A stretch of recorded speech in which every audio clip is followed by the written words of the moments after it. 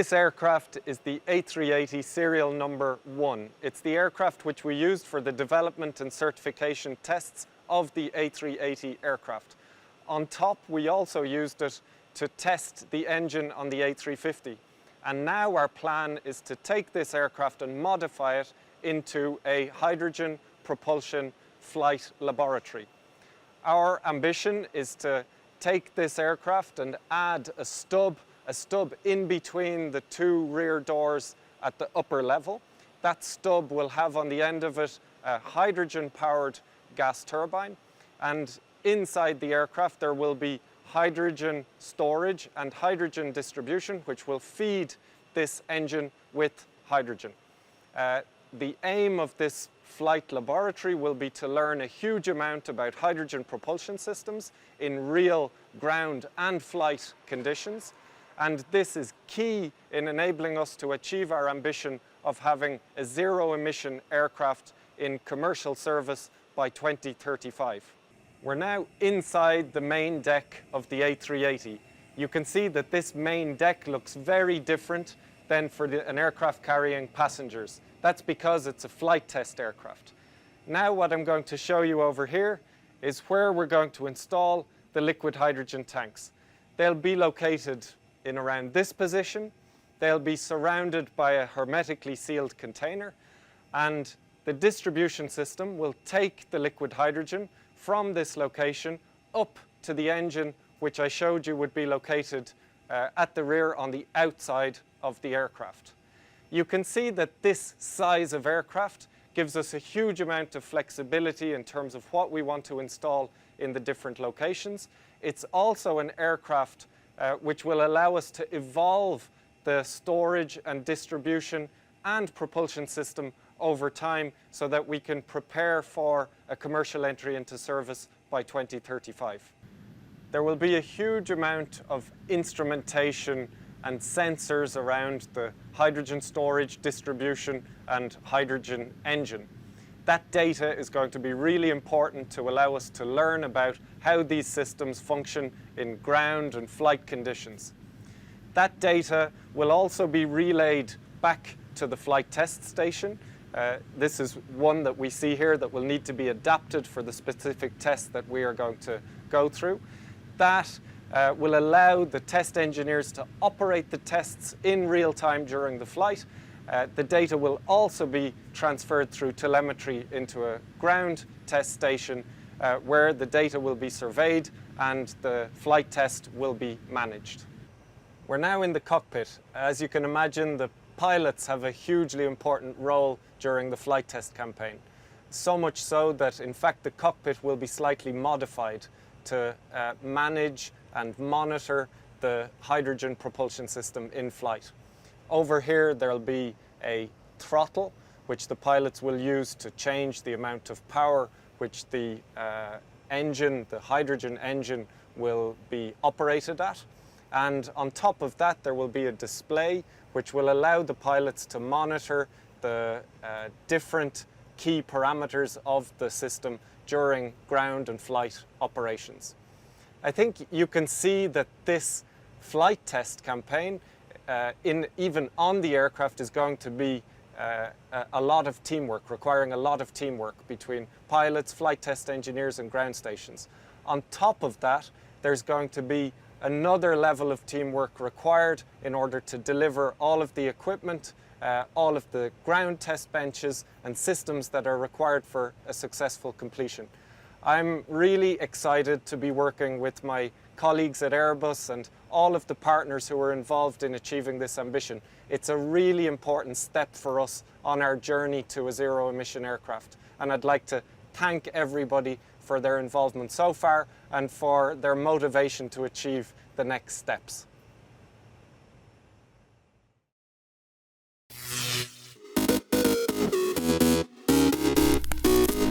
Sunshine. It's Lord's Day. Okay, Keegan. Fucking overriding in the dark.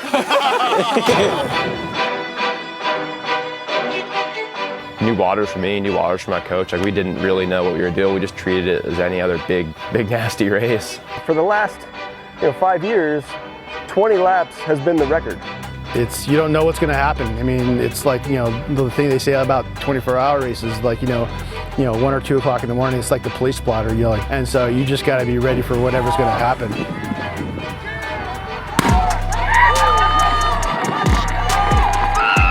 Like, I don't think I've ever ran that fast, especially in bike shoes.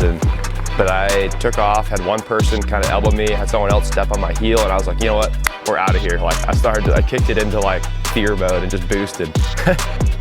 Mission accomplished. Like, I was like, all right, first box of this beast of a race is checked. Like, I didn't crash, I got to my bike, now we can start riding. But there was people like still running past, trying to like get to their bike, and you're trying to weave around them, and like people were pointing like bike rear over here, and it was just like mass chaos. I was kind of looking for Taylor and Timone, and 'cause I knew those guys were like the big, you know, the other solo guys I had to watch out for, and we were all kind of marking each other because you want to keep them in check. You don't want like another one of your competitors to get on a group ahead and be going faster than you, and you lose a couple minutes like the first few laps, you know, just because you weren't mentally paying attention. So. Fuck yes! My blind punch. I knew it, dude. Maverick. Woo! Looking composed. Yes. Yeah, yes. very composed. Yes. Chugged that monster from TJ. That was actually, I saw that. I was like, I'm gonna drink that right now. I need this. I need a little boost, a little caffeine, a little sugar. Get me rolling again.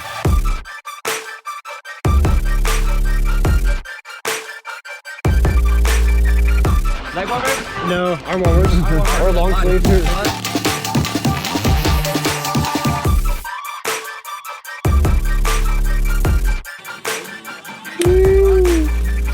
When's the fuck the sun gonna rise? Like, time was just gone. Time was irrelevant. Like, there was light, there was dark, there was light. Like, I was in between then, like, just rolling. He is really the person that will take down the record and will move the needle for us going forward. And I think maybe the chase begins. You know, maybe it becomes an object of desire for the endurance community. It's almost the pinnacle of gnarliness. Maybe there's some other gnarly things out there, like Colorado Trail or ZT or whatever, but I think this is one of the gnarlier things you can do on a bike because you have support, so you can go pretty hard, but it's a long time, man. Like, that was a lot, and I'm glad I did it, but I don't know if I need to do it again or not.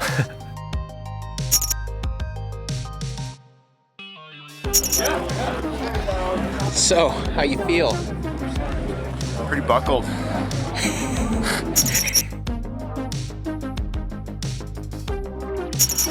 want to pull that? You're having a good time. Yeah, dude.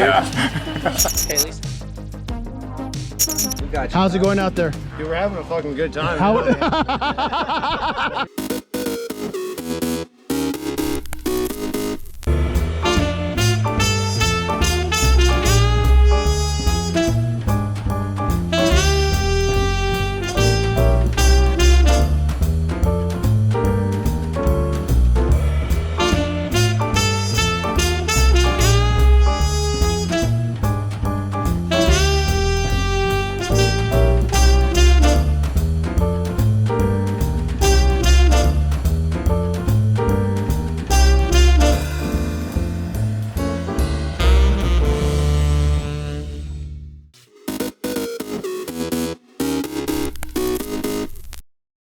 Spotting an opportunity is something I've always had, and fortunate enough to have people that have opened doors for me.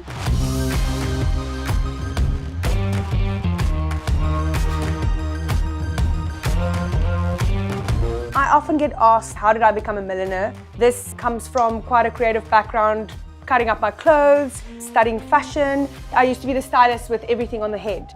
I am a maker. Millionaires are makers. If you look at millionaires across the world, they do really radical things. The COVID pandemic has really affected our business.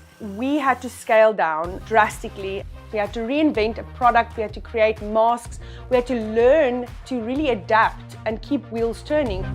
We just had to do it because if we didn't try it, we would never have known. It is beautiful. Everybody's bringing out every single talent they have. Really, we were pushed to go into a new space and be very innovative. And I think that opens all these doors of opportunity and really looking at local, looking who's around us. Who do I want to support? It has so much power where your money goes.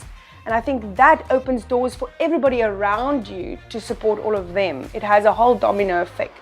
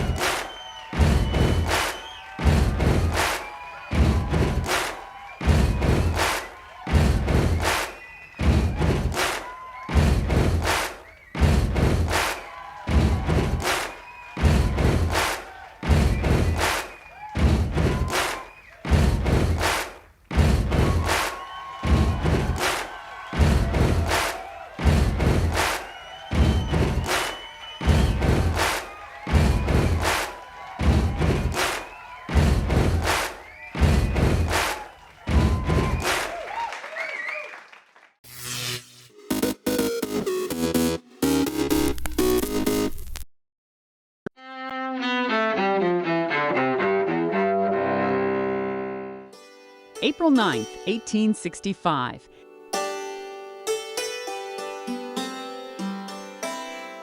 The American Civil War effectively ends after 4 years and more than 500,000 deaths. Confederate General Robert E. Lee surrenders his forces to Union General Ulysses S. Grant at Appomattox Courthouse, Virginia. 2003. Iraqis celebrate the collapse of Saddam Hussein's regime in the capital, Baghdad. They topple a statue of their longtime dictator just weeks after the U.S.-led invasion of Iraq. 1959. NASA announces the first 7 astronauts for America's space program, a group dubbed the Mercury 7. 1939.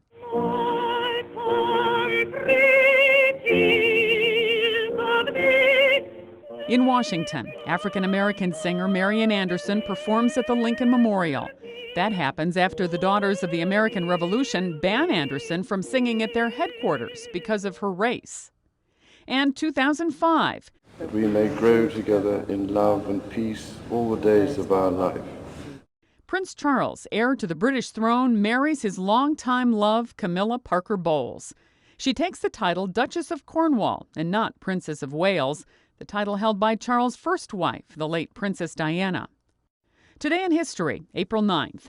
Sandy Kozel, The Associated Press.